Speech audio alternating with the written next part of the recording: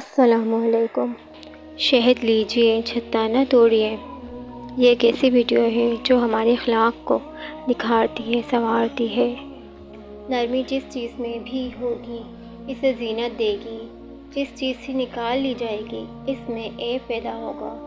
گفتگو میں نرمی، چہرے پر مسکراہٹ، گفتگو کے وقت اچھی بات، یہ وہ بہترین اوصاف ہے جو خوش نصیبوں کے حصے میں ہی آتے ہیں۔ یہ مومنوں کی صفات ہیں۔ ان کی مثال ایسی ہے جیسے شہد کی مکھی پاک چیزیں کھا کر پاک چیز بناتی ہے۔ وہ پھول پر بیٹھتی ہے لیکن اسے توڑتی نہیں ہے۔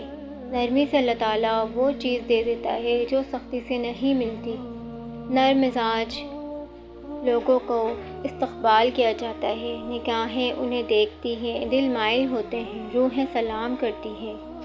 وجہ یہ ہے کہ ان کا مزاج، گفتگو، لین دین، میل جول اور خرید و فروخت ہر جگہ انہیں محبوب بنا دیتا ہے۔ دوست بنانا ایک فن ہے۔ اچھے لوگ اس سے اچھی طرح واقف ہوتے ہیں۔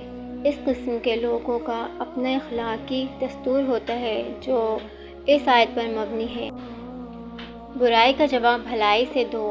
اس صورت میں آپ کے اور جس کے بیچ عداوت ہے وہ ایسا ہو جائے گا جیسے دلی دوست۔ وہ اپنے جذبے پر جوش، بردباری اور درگزر کی صفات سے بغض و حسد کو دفنا دیتے ہیں، اپنے ساتھ برائی کو بھول جاتے ہیں، بھلائی کو یاد رکھتے ہیں۔ گندے اور چبھتے جملوں کی طرف وہ کان ہی نہیں لگاتے، اسی لیے وہ خود بھی آرام سے رہتے ہیں، لوگ بھی ان کی طرف سے مامون، محفوظ اور پرسکون رہتے ہیں۔